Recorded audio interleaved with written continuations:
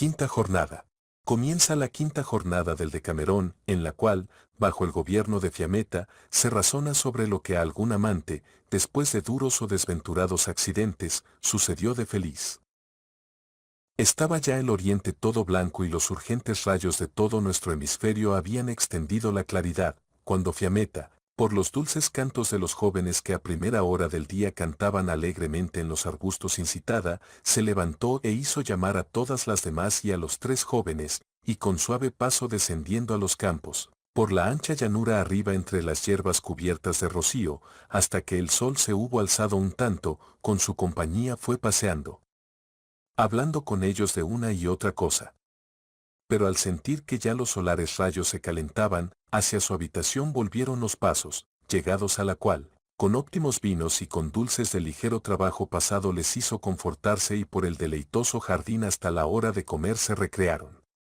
Venida la cual, estando todas las cosas aparejadas por el discretísimo senescal, luego de que alguna estampida y una baladilla o dos fueron cantadas, alegremente, según plugo a la reina, se pusieron a comer, y habiéndolo hecho ordenadamente y con alegría, no olvidada la establecida costumbre de bailar, con los instrumentos y con las canciones algunas danzas siguieron. Después de las cuales, hasta pasada la hora de dormir, la reina dio licencia a todos, algunos de ellos se fueron a dormir y otros a su solaz por el bello jardín se quedaron. Pero todos, un poco pasada nona, allí, como quiso la reina, según la usada costumbre se reunieron junto a la fuente, y habiéndose sentado la reina pro tribunali, mirando hacia Pánfilo, sonriendo, a él le ordenó que diese principio a las felices novelas, el cual a ello se dispuso de grado, y dijo así. Novela primera. Simone, por amar, se hace sabio y a Ifigenia su señora rapta en el mar, es hecho prisionero en Rodas, de donde Lisímaco le libera y, de acuerdo con él, rapta a Ifigenia y a Casandra en sus bodas, huyendo con ellas a Creta, y allí, haciéndolas sus mujeres, con ellas a sus casas son llamados. Muchas historias, amables señoras, para dar principio a tan alegre jornada como será esta se me ponen delante para ser contadas, de las cuales una más agrada a mi ánimo porque por ella podréis entender no solamente el feliz final según el cual comenzamos a razonar, sino cuán santas sean, cuán poderosas y cuán benéficas las fuerzas del amor, las cuales muchos, sin saber lo que dicen, condenan y vituperan con gran error, lo que, si no me equivoco, porque creo que estáis enamoradas, mucho deberá agradaros. Pues así como hemos leído en las antiguas historias de los chipriotas, en la isla de Chipre hubo un hombre nobilísimo que tuvo por nombre Aristipo, más que sus otros paisanos riquísimo en todos los bienes temporales, y si con una cosa no le hubiese herido la fortuna, más que nadie hubiera podido sentirse contento. Y era esta que entre sus otros hijos tenía uno que en estatura y belleza de cuerpo a todos los demás jóvenes sobrepasaba, pero que era estúpido sin esperanza, cuyo verdadero nombre era Caleso, pero porque ni con trabajo de ningún maestro ni por lisonja o golpes del padre ni por ingenio de ningún otro había podido metérsele en la cabeza ni letra ni educación alguna, así como por su voz gruesa y deforme y por sus maneras más propias de animal que de hombre, por burla era de todos llamado Simone, lo que en su lengua sonaba como en la nuestra, asno, cuya malgastada vida el padre soportaba con grandísimo dolor, y habiendo perdido ya toda esperanza, para no tener siempre delante la causa de su dolor, le mandó que se fuese al campo y que allí viviera con sus labradores, la cual cosa agradó muchísimo a Simone porque las costumbres y las maneras de los hombres rústicos eran más de su gusto que las ciudadanas. Yéndose, pues, Simone al campo, y haciendo allí las cosas que correspondían a aquel lugar, sucedió que un día, pasado ya mediodía, yendo el de una posesión a otra con un bastón echado al cuello, entró en un bosquecillo que había hermosísimo en aquella comarca, y que, porque el mes de mayo era, estaba todo frondoso, andando por el cual llegó, según leyó su fortuna, a un pradecillo rodeado de altísimos árboles, en uno de los rincones del cual había una bellísima y fresca fuente junto a la que vio, sobre el verde prado, dormir a una hermosísima joven cubierta por un vestido tan sutil que casi nada de las cándidas carnes escondía, y de la cintura para arriba estaba solamente cubierta por un paño blanquísimo y sutil, y junto a ella semejantemente dormían dos mujeres y un hombre, siervos de esta joven. A la cual, como Simone vio, no de otra manera que si nunca hubiera visto forma de mujer, apoyándose sobre su bastón, sin decir cosa alguna, con admiración grandísima comenzó intensísimamente a contemplar, y en el rudo pecho, donde con mil enseñanzas no se había podido hacer entrar impresión alguna de ciudadano placer, sintió despertar un pensamiento que le decía a su material y gruesamente que aquella era la más hermosa cosa que nunca había sido vista por ningún viviente. Y allí empezó a distinguir sus partes alabando los cabellos, que estimaba de oro, la frente, la nariz y la boca, la garganta y los brazos y sumamente el pecho, todavía no muy elevado. Y del labrador convertido súbitamente en juez de la hermosura, deseaba sumamente en su interior verle los ojos que, por alto sueño apesadumbrados, tenía cerrados, y por vérselos muchas veces tuvo deseos de despertarla. Pero pareciéndole infinitamente más hermosa que otras mujeres que antes había visto, dudaba que fuese alguna diosa, y tanto juicio mostraba que juzgaba que las cosas divinas eran más dignas de reverencia que las mundanas y por ello se contenía esperando que por sí misma se despertase, y aunque la espera le pareciese excesiva, invadido por desusado placer, no sabía irse de allí. Sucedió, pues, que, luego de un largo espacio, la joven, cuyo nombre era Ifigenia, antes que ninguno de los suyos se despertó, y alzando la cabeza y abriendo los ojos y viendo que en su bastón apoyado estaba Simone delante, se maravilló mucho, y dijo: «Simone, ¿qué vas buscando a estas horas por este bosque?». Era Simone, tanto por su hermosura como por su rudeza y por la nobleza y riqueza del padre, conocido a cualquiera del país. No contestó nada a las palabras de Ifigenia, pero al verla abrir los ojos empezó a mirárselos fijamente pareciéndole que de ellos salía una suavidad que le llenaba de un placer nunca por el probado. Lo que viendo la joven comenzó a temer que aquel su fijo mirar moviese su rudeza a alguna cosa que pudiera causarle deshonra, por lo que, llamadas sus mujeres, se levantó diciendo: «Simone, quedaos con Dios». Y entonces Simone le respondió: «Yo voy contigo». Y por mucho que la joven rechazase su compañía, siempre temiéndole, no pudo separarlo de ella hasta que no la hubo acompañado a su casa, y de allí se fue a casa de su padre afirmando que de ninguna manera volvería al campo, lo que, por muy pesado que fuera a su padre y a los suyos, le dejaron hacer esperando ver qué causa era la que de aquella manera le había hecho mudar de opinión. Habiendo, pues, entrado en el corazón de Simone, en el que ninguna enseñanza había podido entrar, la saeta de amor por la hermosura de Ifigenia, en brevísimo tiempo, yendo de un pensamiento a otro, maravilló a su padre y a todos los suyos y a cualquiera otro que le conocía. Primeramente pidió a su padre que le hiciera vestir con los trajes y todas las demás cosas adornado que llevaban sus hermanos, lo que su padre hizo contentísimo. Luego, reuniéndose con los jóvenes de pro y oyendo hablar de las cosas que corresponden a los gentiles hombres, y máximamente a los enamorados, primero con admiración grandísima de todos en poco espacio de tiempo, no solamente aprendió las primeras letras, sino que llegó a ser de gran valor entre los filósofos, y después de esto, siendo razón de todo aquello el amor que tenía a Ifigenia, no solamente la voz bronca y rústica redujo a educada y ciudadana, sino que llegó a ser maestro de canto y de música, y en el cabalgar y en las cosas bélicas, tanto marinas como de tierra, expertísimo y valeroso llegó a ser. Y en breve, para no contar en detalle todas las cosas de su virtud, no había pasado el 4.º año desde el día de su primer enamoramiento cuando había llegado a ser el más gallardo y el más cortés y el que tenía más particulares virtudes entre los otros jóvenes que hubiera en la isla de Chipre. ¿Qué es, amables señoras, lo que hemos de pensar de Simone? Ciertamente, no otra cosa sino que las altas virtudes por el cielo infundidas en su valerosa alma habían sido por la envidiosa fortuna en una pequeñísima parte de su corazón con lazos fortísimos atadas y encerradas, los cuales todos amor rompió e hizo pedazos, como que era mucho más poderoso que ella, y como animador de los adormecidos ingenios, a aquellos, oscurecidos por crueles tinieblas, con su fuerza arrastró a la clara luz mostrando abiertamente de qué lugar arrastra a los espíritus sujetos a él y a cuál los conduce con sus rayos.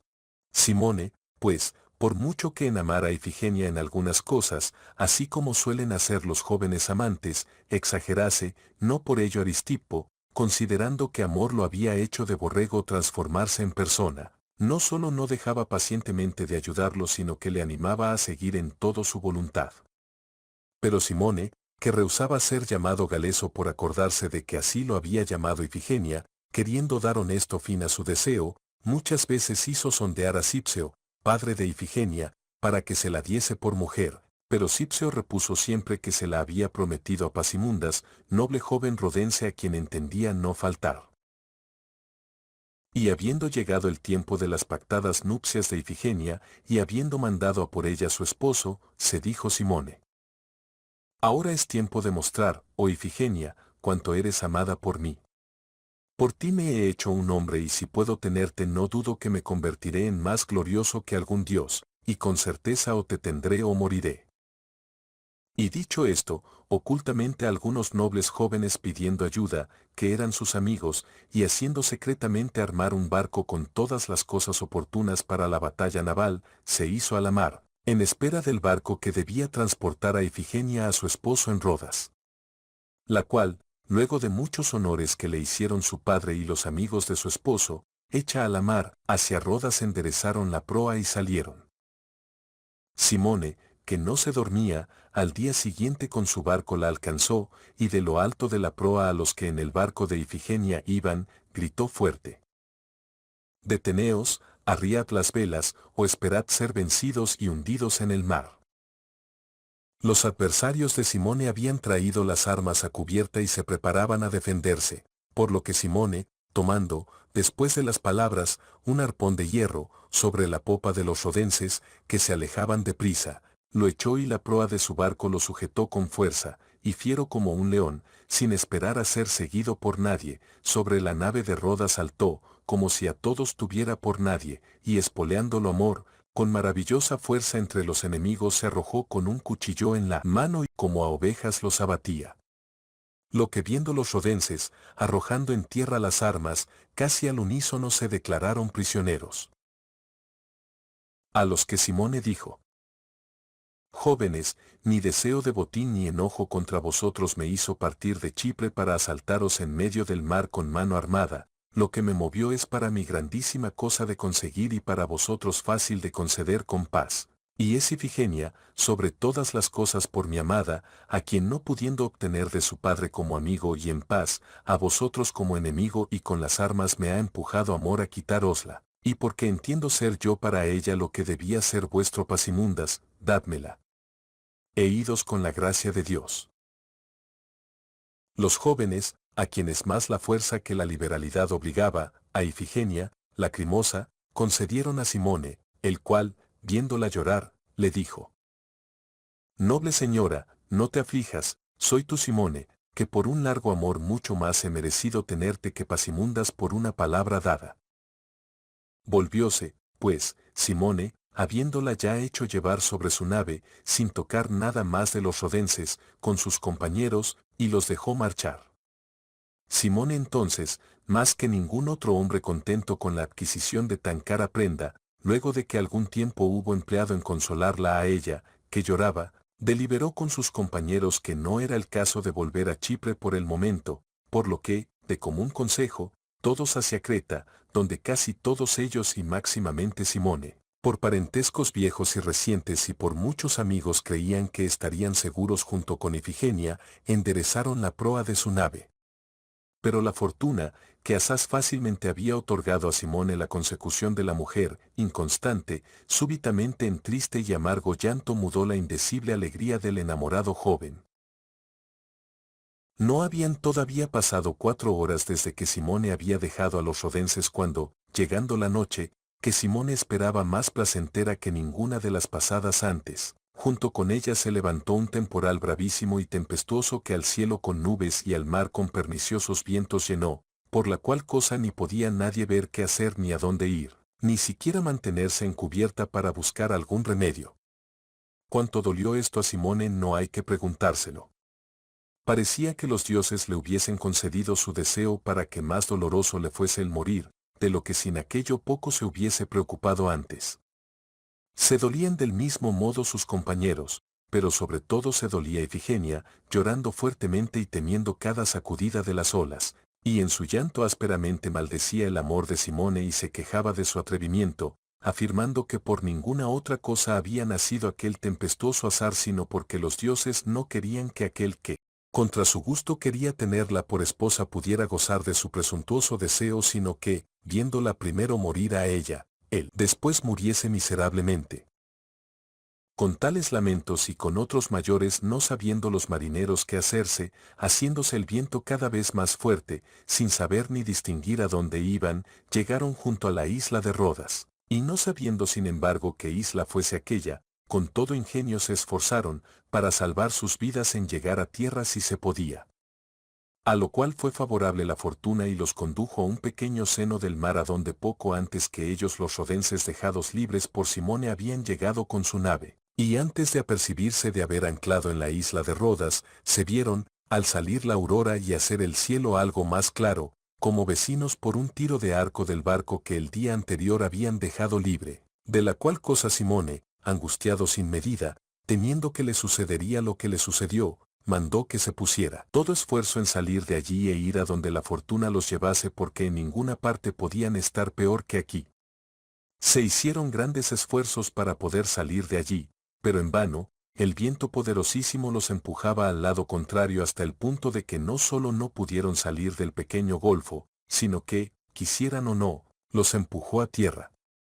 Y al llegar a ella fueron reconocidos por los marineros rodenses que habían descendido de su nave, de los cuales rápidamente alguno corrió a una hacienda cercana a donde habían ido los nobles jóvenes rodenses y les contó que allí Simone con Ifigenia a bordo de su nave habían llegado por azar del mismo modo que ellos.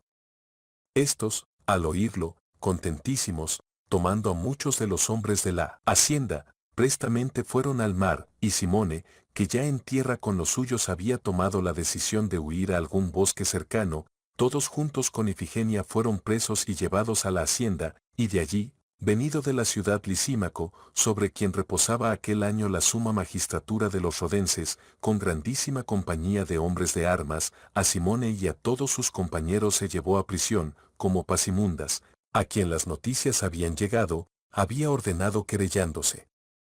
ante el Senado de Rodas. Y de tal guisa el mísero y enamorado Simone perdió a su Ifigenia ganada por el poco antes sin haberle quitado más que algún beso. Ifigenia fue recibida y confortada por muchas mujeres nobles de Rodas, tanto por el dolor sufrido en su captura como por la fatiga pasada en el airado mar, y junto a ella se estuvo hasta el día fijado para sus bodas. A Simone y a sus compañeros, por la libertad que habían dado el día antes a los jóvenes rodenses, les fue concedida la vida, que Pasimunda solicitaba con todas sus fuerzas que les fuera quitada, y a prisión perpetua fueron condenados, en la cual, como puede creerse, dolorosos estaban y sin esperanza ya de ningún placer. Pasimundas cuanto podía la preparación de las futuras nupcias solicitaba, pero la fortuna, como arrepentida de la súbita injuria hecha a Simone, obró un nuevo accidente en favor de su salud. Tenía Pasimundas un hermano menor en edad que él, pero no en virtud que tenía por nombre Orinista, que había estado en largas negociaciones para tomar por mujer a una joven noble y hermosa de la ciudad, que se llamaba Casandra, a quien Lisímaco sumamente amaba, y se había aplazado el matrimonio muchas veces por distintos accidentes. Ahora, viéndose Pasimundas a punto de celebrar sus nupcias con grandísima fiesta, pensó que óptimamente estaría si en aquella misma fiesta, para no volver de nuevo a los gastos y a los festejos, pudiera hacer que Orinista semejantemente tomara mujer, por lo que con los parientes de Casandra renovó las conversaciones y las llevó a término, y él junto con el hermano decidieron que el mismo día que Pasimundas se llevase a Ifigenia, el mismo Orinista se llevase a Casandra. La cual cosa oyendo Lisímaco, sobremanera le desagradó porque se veía privado de su esperanza, según la cual pensaba que si Orinista no la desposaba, ciertamente la obtendría él, pero como prudente, tuvo escondido su dolor y empezó a pensar de qué manera podría impedir que aquello tuviera lugar, y no vio ninguna vía posible sino raptarla. Esto le pareció fácil por el cargo que tenía, pero mucho más deshonroso lo juzgaba que si no hubiera tenido aquel cargo. Pero en resumen, después de larga deliberación, la honestidad cedió el lugar al amor y tomó el partido de que, sucediera lo que sucediese, raptaría a Casandra.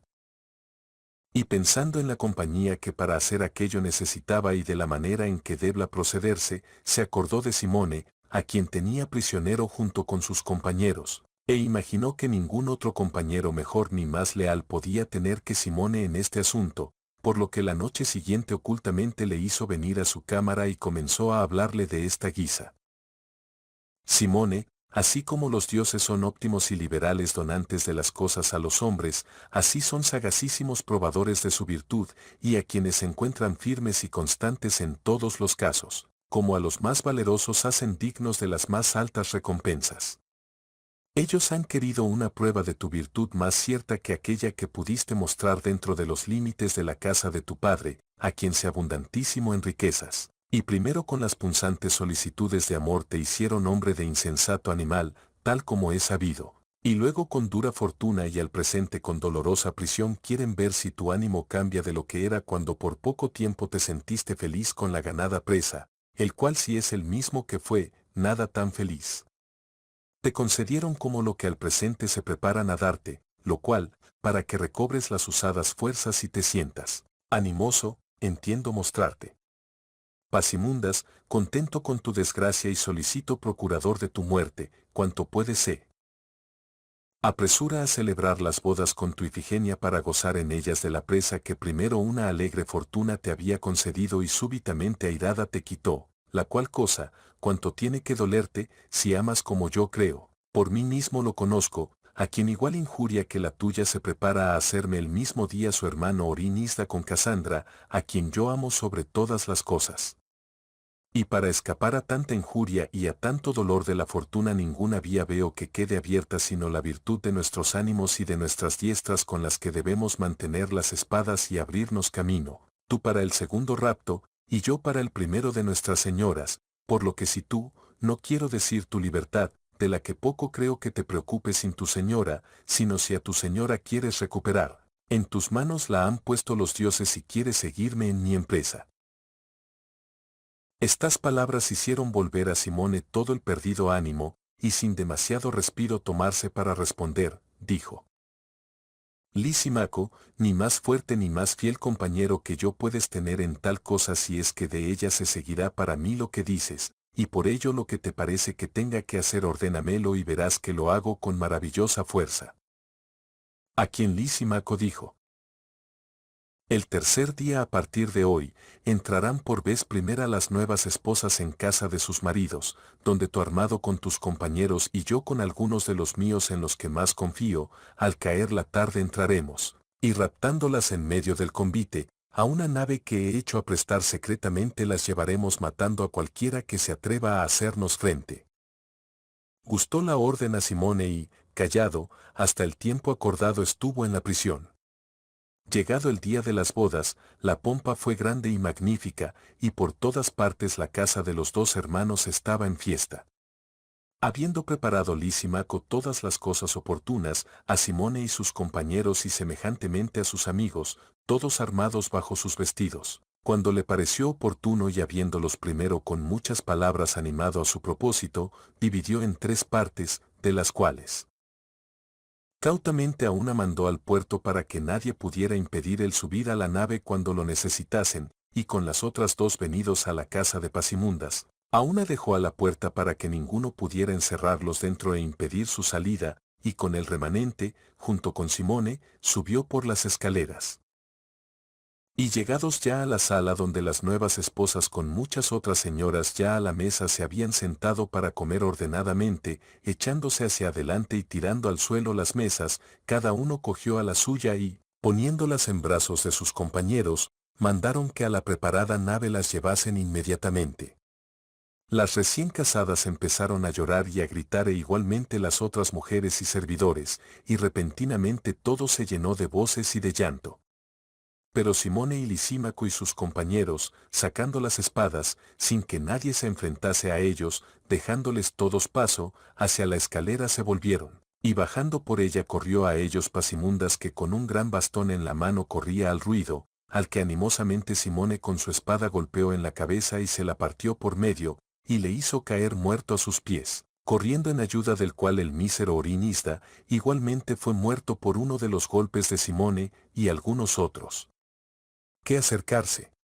quisieron por los compañeros de Lisimaco y de Simone fueron heridos y rechazados. Estos, dejando la casa llena de sangre y de alboroto y de llanto y de tristeza, sin ningún obstáculo, apretando su botín, llegaron a la nave, y poniendo en ella a las mujeres y subiendo ellos y todos sus compañeros, estando ya la playa llena de gente armada que a rescatar a las señoras venía, dando los remos al agua, alegremente se fueron a lo suyo. Y llegados a Creta, allí por muchos amigos y parientes alegremente recibidos fueron, y casándose con las mujeres haciendo una gran fiesta, alegremente de su botín gozaron. En Chipre y en Rodas hubo alborotos y riñas grandes y durante mucho tiempo por sus hechos. Por último, mediando en un lugar y en otro los amigos y los parientes, encontraron el modo de que, luego de algún exilio, Simone con Ifigenia, contento, volviese a Chipre y Lisímaco del mismo modo con Casandra se volvió a Rodas, y cada uno alegremente con la suya vivió largamente contento en su tierra. Novela segunda.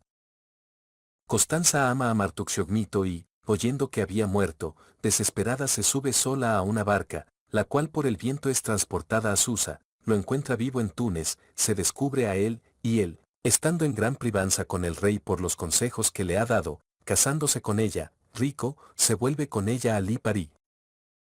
La reina, viendo terminada la historia de Pánfilo, después de haberla alabado mucho, ordenó a Emilia que, diciendo una, continuase, la cual comenzó así. Todos debemos con razón deleitarnos con las cosas que vemos seguidas por el galardón que merecen los afectos, y porque amar más merece deleite que aflicción a largo término. Con mucho mayor placer mío al hablar de la presente materia obedeceré a la reina de lo que en la precedente hice al rey. Debéis, pues, delicadas señoras, saber que junto a Sicilia hay una islita llamada Lipari, en la cual, no hace aún mucho tiempo, hubo una bellísima joven llamada Constanza, nacida en la isla de gentes muy honradas, de la cual un joven que en la isla había, llamado Martuxio Gomito, asaz gallardo y cortés y valioso en su oficio, se enamoró. La cual tanto por él se inflamó de igual manera que nunca sentía ningún bien sino cuando lo veía, y deseando Martuxio tenerla por mujer, la hizo pedir a su padre, el cual contestó que él era pobre y por ello no quería dársela. Martuxio, despechado al verse rehusado por su pobreza, con algunos amigos y parientes armando un barco, juró no volver jamás a Lipari sino rico, y partiendo de allí, comenzó a piratear costeando Berbería, robando a cualquiera que pudiese menos que él, en la cual cosa bastante favorable le fue la fortuna, si hubiera sabido poner límite a su ventura. Pero no bastándole que él y sus compañeros se hubiesen hecho riquísimos en poco tiempo, mientras buscaban enriquecerse más, sucedió que por algunos barcos sarracenos luego de larga defensa, con sus compañeros fue preso y robado, y por primera mayor parte de los sarracenos despedazado y hundido su barco, él, llevado a Túnez, fue puesto en prisión y tenido en larga miseria. Llegó a Lipari no por una ni por dos, sino por muchas y diversas personas la noticia de que todos aquellos que con Martuxio había en el barquichuelo se habían anegado. La joven, que sin medida estaba triste por la partida de Martuxio, oyendo que con nosotros había muerto, largamente lloró, y decidió no seguir viviendo, y no sufriéndole su corazón matarse a sí misma con violencia. Pensó una rara obligación imponer a su muerte, y saliendo secretamente una noche de su casa y llegando al puerto, halló por acaso, un tanto separada de las otras naves, una navecilla de pescadores, a la cual, porque acababan de bajarse de ella sus patrones, encontró provista de mástil y de remos, y subiendo en ella prestamente y con los remos empujándose un tanto por el mar, algo conocedora del arte marinero como lo son generalmente todas las mujeres de aquella isla, izó la vela y arrojó los remos y el timón y se entregó por completo al viento, pensando que por necesidad debía suceder o que el viento a la barca sin carga y sin piloto volcase, o que contra algún escollo la arrojase y rompiera, con lo que ella, aunque salvarse quisiera, no pudiese y por necesidad se ahogara, y tapándose la cabeza con un manto, se echó sollozando en el fondo de la barca.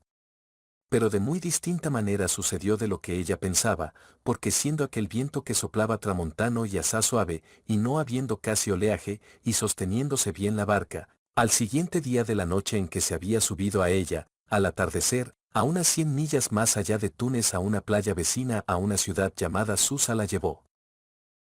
La joven no advertía estar en la tierra más que en el mar, como quien nunca por ningún accidente había levantado la cabeza ni entendía levantarla. Y había por acaso entonces, cuando la barca golpeó la orilla, una pobre mujer junto al mar, que quitaba del sol las redes de sus pescadores, la cual, viendo la barca, se maravilló de cómo con la vela desplegada la hubiese dejado dar en tierra, y pensando que en ella los pescadores dormían, fue a la barca y a ninguna otra persona vio sino a esta joven, y a ella, que profundamente dormía. Llamó muchas veces, y al fin la hizo despertarse, y conociendo en el vestir que era cristiana. Hablándola en ladino le preguntó cómo era que tan sola en aquella barca hubiera llegado allí. La joven, oyéndola hablar ladino, temió que tal vez otro viento la hubiera devuelto a Lipari, y poniéndose súbitamente en pie miró alrededor, y no conociendo la comarca y viéndose en tierra, preguntó a la buena mujer que dónde estaba. Y la buena mujer le respondió: Hija mía, está cerca de Susa en Berbería. Oído lo cual, la joven, pesarosa de que Dios no había querido mandarle la muerte, temiendo el deshonor y no sabiendo qué hacerse, junto a su barca sentándose, comenzó a llorar. La buena mujer, viendo esto, sintió piedad de ella, y tanto le rogó que se la llevó a su cabaña, y tanto la lisonjeó allí que ella le dijo cómo había llegado hasta allí, por lo que, viendo la buena mujer que estaba todavía en ayunas, su duro pan y algún pez y agua le preparó, y tanto la rogó que comió un poco. Luego preguntó Constanza quién era a la buena mujer que así hablaba ladino, y ella le dijo que de Trapani era y que tenía por nombre Carapresa y que allí servía a algunos pescadores cristianos. La joven, al oír decir Carapresa, por muy apesadumbrada que estuviera, y no sabiendo ella misma qué razón le movía a ello, sintió que era buen augurio haber oído este nombre, y comenzó a sentir esperanza sin saber de qué y a sentir cesar un tanto el deseo de la muerte, y sin manifestar quién era ni de dónde, rogó insistentemente a la buena mujer que por amor de Dios tuviera misericordia de su juventud y que le diese algún consejo con el cual pudiera escapar de que le hicieran algún daño. Carapresa, al oírla, a guisa de buena mujer, dejándola en la cabaña, prestamente recogió sus redes y volvió con ella, y, cubriéndola toda con su mismo manto, la llevó con ella a Susa, y llegada allí, dijo: Constanza, yo te llevaré a casa de una buenísima señora sarracena a quien sirvo muchas veces en lo que necesita, y es una señora anciana y misericordiosa. Te recomendaré a ella cuanto pueda y estoy certísima de que te recibirá de grado y te tratará como a una hija, y tú, estando con ella, te las ingeniarás como puedas, sirviéndola, para conseguir su gracia hasta que Dios te mande mejor ventura. Y como lo dijo, lo hizo. La señora, que era ya vieja, después de oírla, miró a la joven a la cara y empezó a llorar, y haciéndola, la besó en la frente y luego, de la mano, la llevó a su casa, en la cual, con algunas otras mujeres vivía sin nombre alguno, y todas trabajaban en diversas cosas con sus manos, haciendo distintos trabajos de seda, de palma, de cuero, de los que la joven en pocos días aprendió a hacer alguno y con ellas comenzó a trabajar, y en tanta gracia y amor llegaron a tenerla la buena señora y las otras, que era cosa maravillosa, y en poco espacio de tiempo, enseñándosela a ellas, aprendió su lengua. Viviendo, pues, la joven en Susa, habiendo sido ya en su casa llorada por perdida y muerta, sucedió que, siendo rey de Túnez uno que se llamaba Meriabdelá, un joven de gran linaje y de mucho poder que había en Granada, diciendo que le pertenecía a él el reino de Túnez, reunida grandísima multitud de gente contra el rey de Túnez se vino, para arrojarlo del reino. Y llegando estas cosas a los oídos de Martuxio Gomito en la prisión, el cual muy bien sabía el berberisco, y oyendo que el rey de Túnez se esforzaba muchísimo en defenderla, dijo a uno de aquellos que a él y a sus compañeros guardaban: Si yo pudiera hablar al rey, me da el corazón que le daría un consejo con el cual ganaría la guerra. El guardián dijo estas palabras a su señor, el cual al rey las contó incontinenti, por lo cual, el rey mandó que le fuera llevado Martuxio, y preguntándole cuál era su consejo, le respondió así: Señor mío, si he mirado bien en otros tiempos que he estado en estas tierras vuestras la manera en que tenéis vuestras batallas, me parece que más con arqueros que otra cosa las libráis, y por ello, Si encontrase el modo de que a los arqueros de vuestro adversario les faltasen saetas y que los vuestros tuvieran de ellas en abundancia, creo que venceríais vuestra batalla. Y el rey le dijo: sin duda, si esto pudiera hacerse, creería ser vencedor. Y Martuxio le dijo: Señor mío, si lo queréis, esto podrá hacerse, y oíd cómo, vosotros debéis hacer cuerdas mucho más delgadas para los arcos de vuestros arqueros que las que son por todas usadas comúnmente, y luego mandar hacer saetas cuyas muescas no sean buenas sino para estas cuerdas delgadas, y esto conviene hacerlo tan secretamente que vuestro adversario no lo sepa, porque de otra manera encontraría un remedio. Y la razón por la que os digo esto es esta: luego que los arqueros de vuestro enemigo hayan lanzado sus saetas y los vuestros las vuestras, sabed que las que los vuestros hayan lanzado tendrán que recogerlas vuestros enemigos, para seguir la batalla, y los vuestros tendrán que recoger las suyas, pero los adversarios no podrán usar las saetas lanzadas por los vuestros porque las pequeñas muescas no entrarán en las cuerdas gruesas, mientras a los vuestros sucederá lo contrario con las saetas de vuestros enemigos, porque en las cuerdas delgadas entrarán óptimamente las saetas que tengan anchas muescas, y así los vuestros tendrán gran acopio de saetas mientras los otros tendrán falta de ellas. Al rey, que era sabio señor, agradó el consejo de Martuxio, y siguiéndole enteramente, con él encontró haber ganado la guerra, con lo que sumamente Martuxio consiguió su gracia y, por consiguiente, un grande y rico estado. Corrió la fama de estas cosas por el país y llegó a oídos de Constanza que Martuxio Gomito estaba vivo, a quien largamente había creído muerto, por lo que el amor por él, ya entibiado en su corazón frío, con pronta flama se inflamó de nuevo y se hizo mayor y la muerte esperanza suscitó.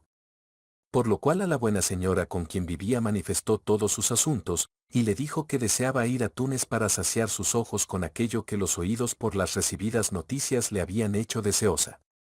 La cual alabó mucho su deseo, y como si hubiese sido su madre, subiendo a una barca, con ella se fue a Túnez, donde con Constanza en casa de una pariente suya fue recibida honradamente. Y habiendo ido con ella Carapresa, la mandó a escuchar lo que pudiera saberse de Martuxio, y encontrando que estaba vivo y en gran estado y contándoselo, plugo a la noble señora ser ella quien significase a Martuxio que allí en su busca había venido su Constanza, y yendo un día a donde Martuxio estaba, le dijo: Martuxio, a mi casa ha llegado un servidor tuyo que viene de Lipari y querría secretamente hablarte, y por ello, por no confiarse a los otros, tal como él ha querido, yo mismo he venido a decírtelo. Martuxio le dio las gracias y tras ella se fue a su casa.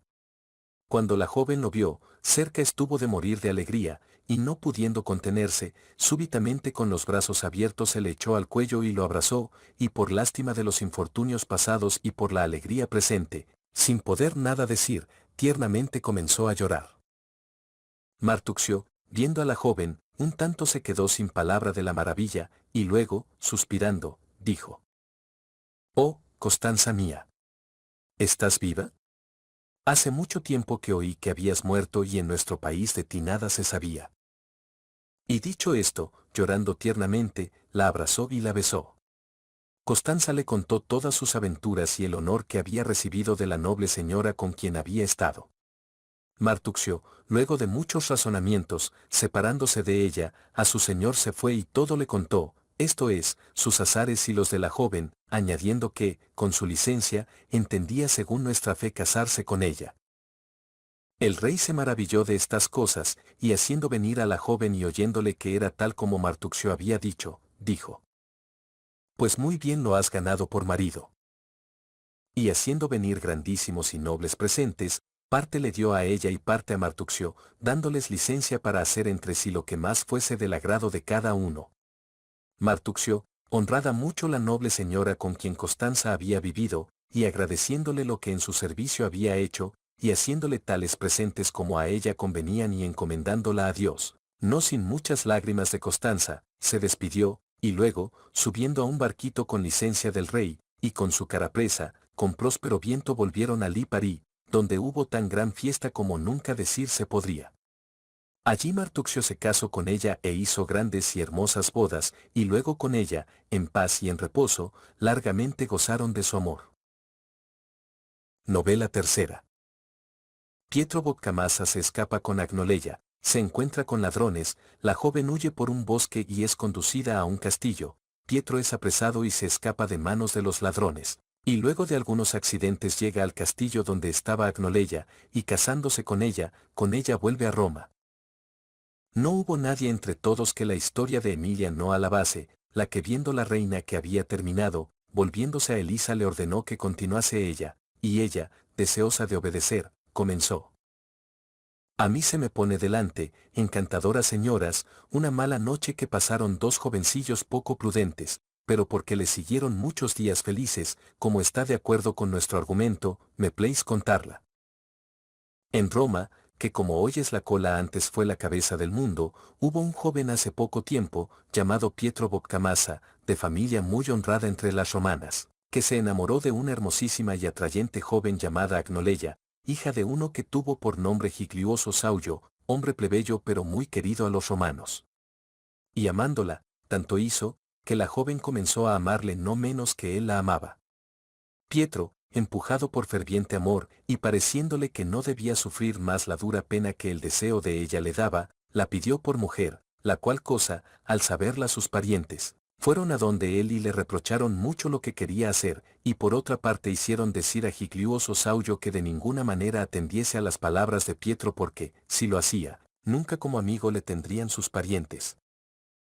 Pietro, viéndose el vedado camino por el que solo creía poder conseguir su deseo, quiso morirse de dolor, y si Giglioso lo hubiera consentido, contra el gusto de todos los parientes que tenía hubiese tomado por mujer a su hija, pero como no fue así, se le puso en la cabeza que, si a la joven le placiere, haría que aquello tuviese lugar, y por persona interpuesta conociendo que le placía, se puso de acuerdo con ella para huir de Roma. Y planeado aquello, Pietro, una mañana, levantándose tempranísimo, junto con ella montó a caballo y se pusieron en camino hacia Anagni, donde Pietro tenía algunos amigos en los cuales confiaba mucho, y cabalgando así, no teniendo tiempo de hacer las bodas porque temían ser seguidos. Hablando sobre su amor, alguna vez el uno besaba al otro. Ahora, sucedió que, no conociendo Pietro muy bien el camino, cuando estuvieron unas 8 millas lejos de Roma, debiendo tomar a la derecha, se fueron por un camino a la izquierda, y apenas habían cabalgado más de 2 millas cuando se vieron cerca de un castillo del cual, habiéndolos visto, súbitamente salieron cerca de 12 hombres de armas, y estando bastante cerca, la joven los vio, por lo que gritando dijo: Pietro, salvémonos que nos asaltan. Y como pudo, hacia un bosque grandísimo volvió su jaco y, apretándole las espuelas, sujetándose al arzón, sintiéndose el jaco aguijar, corriendo por aquel bosque la llevaba. Pietro, que más la cara de ella iba mirando que el camino, no habiéndose percatado pronto, como ella, de los hombres que venían, fue alcanzado por ellos y preso y obligado a bajar del jaco, y preguntándole quién era, empezaron a deliberar entre ellos y a decir: Este es de los amigos de nuestros enemigos, ¿qué hemos de hacer sino quitarle estas ropas y este jaco y, por desagradar a los Orsini, colgarlo de una de estas encinas? Y estando todos de acuerdo con esta decisión, habían mandado a Pietro que se desnudase, y estando él desnudándose, ya adivinando todo su mal, sucedió que una cuadrilla de bien 25 hombres de armas que estaban en acecho súbitamente se les echaron encima a aquellos gritando: Mueran, mueran. Los cuales, sorprendidos por aquello, dejando a Pietro, se volvieron en su defensa, pero viéndose mucho menos que los asaltantes, comenzaron a huir, y estos a seguirlos, la cual cosa viendo Pietro, súbitamente cogió sus cosas y saltó sobre su jaco y comenzó a huir cuanto pudo por el camino por donde había visto que la joven había huido. Pero no viendo por el bosque ni camino ni sendero, ni distinguiendo huellas de caballo, después de que le pareció encontrarse a salvo y fuera de las manos de aquellos que le habían apresado y también de los otros por quienes ellos habían sido asaltados, no encontrando a su joven, más triste que ningún hombre, comenzó a llorar y a andarla llamando por aquí y por allí por el bosque, pero nadie le respondía, y él no se atrevía a volverse atrás, y andando por allí delante no sabía a dónde iba a llegar, y, por otra parte, de las fieras que suelen habitar en los bosques tenía al mismo tiempo miedo por él y por su joven, a quien le parecía estar viendo estrangulada por un oso o un lobo. Anduvo, pues, este desventurado Pietro todo el día por aquel bosque gritando y dando voces, a veces retrocediendo cuando creía que avanzaba, y ya entre el gritar y el llorar y por el miedo y por el largo ayuno, Estaba tan rendido que más no podía. Y viendo llegada la noche, no sabiendo qué consejo tomar, encontrada una grandísima encina, bajando del jaco, lo ató a ella, y luego, para no ser por las fieras devorado por la noche, se subió a ella, y poco después, saliendo la luna y estando el tiempo clarísimo, no atreviéndose a dormir para no caer, aunque hubiera tenido la ocasión, el dolor y los pensamientos que tenía de su joven no le hubieran dejado, por lo que, suspirando y llorando y maldiciendo su desventura, velaba. La joven, huyendo como decíamos antes, no sabiendo dónde ir sino donde su jaco mismo donde mejor le parecía la llevaba, se adentró tanto en el bosque que no podía ver el lugar por donde había entrado, por lo que no de otra manera de lo que había hecho Pietro, todo el día, ora esperando y ora andando, y llorando y dando voces, y doliéndose de su desgracia, por el selvático lugar anduvo dando vueltas. Al fin, viendo que Pietro no venía, estando ya oscuro, dio junto a un senderillo, entrando por el cual y siguiéndolo el jaco, luego de que más de 2 millas hubo cabalgado, desde lejos se vio delante de una casita, a la que lo antes que pudo se llegó, y allí encontró un buen hombre de mucha edad con su mujer que también era vieja, los cuales, cuando la vieron sola, dijeron, hija, ¿qué vas haciendo tú sola a esta hora por este lugar? La joven, llorando, repuso que había perdido a su compañía en el bosque y preguntó a qué distancia estaba Anagni. El buen hombre respondió, hija mía, este no es camino por donde ir a Anagni, hay más de 12 millas desde aquí. Dijo entonces la joven, ¿y dónde hay habitaciones en que poder albergarse? Y el buen hombre repuso, habitaciones no hay en ningún lugar tan cercano que pudieses llegar antes que fuera de día. Dijo entonces la joven, os placería, puesto que a otro lugar ir no puedo, tenerme aquí por el amor de Dios esta noche. El buen hombre repuso, joven, que te quedes con nosotros esta noche nos placerá, pero sin embargo queremos recordarte que por estas comarcas de día y de noche van muchas malas brigadas de amigos y enemigos que muchas veces nos causan gran daño y gran disgusto, y si por desgracia estando tú aquí viniera alguna, y viéndote hermosa y joven como eres te causaran molestias y deshonra, nosotros no podríamos ayudarte. Queremos decírtelo para que después, si ello sucediera, no puedas quejarte de nosotros. La joven, viendo que la hora era tardía, aunque las palabras la asustasen, dijo, si pleis a Dios, nos guardará a vos y a mí de este dolor, que si a pesar de ello me sucediera, es mucho menos malo ser desgarrada por los hombres que despedazada en los bosques por las fieras. Y dicho esto, bajando de su rocín, entró en la casa del pobre hombre, y allí con ellos de lo que pobremente tenían cenó y, luego, toda vestida, sobre una yacija, junto con ellos, se acostó a dormir, y en toda la noche no cesó de suspirar ni de llorar su desventura y la de Pietro, de quien no sabía que debía esperar sino mal. Y estando ya cerca la mañana, sintió un gran ruido de pasos de gente, por la cual cosa, levantándose, se fue a un gran patio que tenía detrás la pequeña casita, y viendo en una de las partes mucho heno, se fue a esconder dentro para que, si aquella gente llegase aquí, no la encontraran tan pronto. Y apenas acababa de esconderse del todo cuando aquellos, que eran una gran brigada de hombres malvados, llegaron a la puerta de la casita, y haciendo abrir y entrando dentro, y encontrado el jaco de la joven todavía con la silla puesta, preguntaron quién había allí. El buen hombre, no viendo a la joven, repuso, no hay nadie más que nosotros, pero este Rocín, de quien se haya escapado, llegó ayer por la tarde a nosotros y lo metimos en la casa para que los lobos no lo comiesen. Pues dijo el comandante de la compañía, bueno será para nosotros, puesto que otro dueño no tiene. Esparciéndose, pues, todos estos por la pequeña casa, una parte se fue al patio, y dejando en tierra sus lanzas y sus escudos de madera, sucedió que uno de ellos, no sabiendo qué hacer, arrojó su lanza en el heno y estuvo a punto de matar a la escondida joven, y ella a descubrirse porque la lanza le dio junto a la teta izquierda, tanto que el hierro le desgarró los vestidos con lo que ella estuvo a punto de lanzar un gran grito temiendo haber sido herida, pero acordándose de donde estaba, recobrándose, se quedó callada. La brigada, quien por aquí y quien por allá, habiéndoles cogido los cabritillos y la otra carne, y comido y bebido, se fueron a lo suyo y se llevaron el rocín de la joven. Y estando ya bastante lejos, el buen hombre comenzó a preguntar a la mujer, ¿qué ha sido de la joven que ayer por la noche llegó aquí, que no la he visto desde que nos levantamos? La buena mujer respondió que no sabía, y estuvieron buscándola. La joven, sintiendo que aquellos se habían ido, salió del heno, de lo que el buen hombre, muy contento, puesto que vio que no había dado en manos de aquellos, y haciéndose ya de día, le dijo: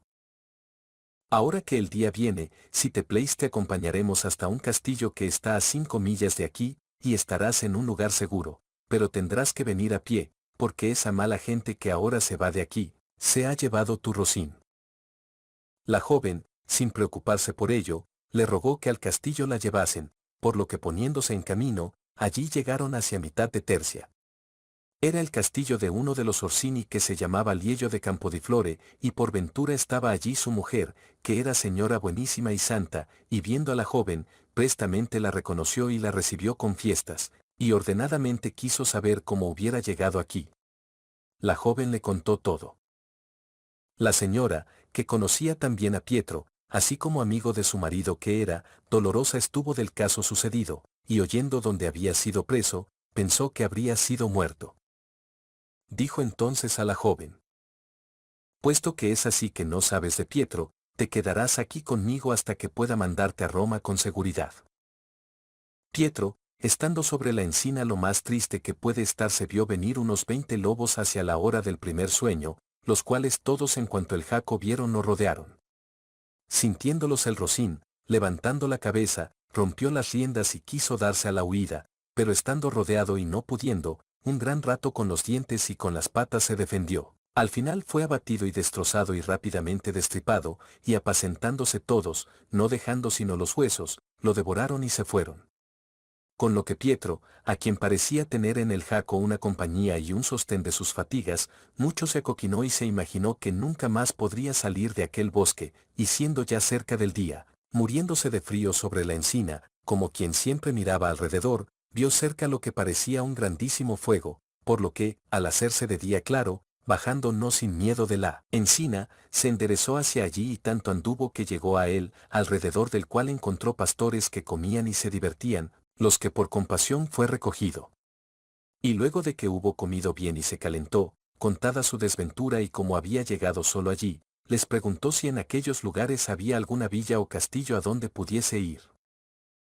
Los pastores le dijeron que a unas 3 millas de allí estaba un castillo de Liello de Campodiflore, en el cual al presente estaba su mujer, de lo que Pietro contentísimo se puso y les rogó que alguno de ellos le acompañase hasta el castillo, lo que 2 de ellos hicieron de buen grado.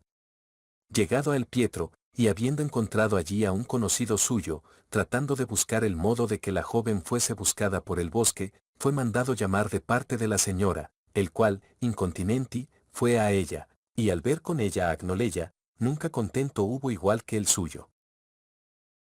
Se consumía todo por ir a abrazarla, pero por vergüenza que le causaba la señora lo dejaba, y si él estuvo muy contento, la alegría de la joven al verlo no fue menor.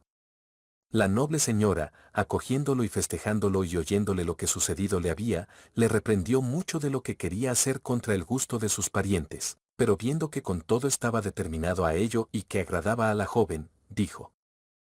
¿De qué me preocupo yo? Estos se aman, estos se conocen, cada uno de ellos es igualmente amigo de mi marido, y su deseo es honrado, y creo que agrade a Dios, puesto que uno de la horca ha escapado y el otro de la lanza, y ambos 2 de las fieras salvajes, hágase así. Y volviéndose a ellos les dijo: Si esto tenéis en el ánimo, querer ser mujer y marido, yo también, hágase, y que las bodas aquí se preparen a expensas del Liello, la paz, después, entre vosotros y vuestros parientes bien sabré hacerla yo.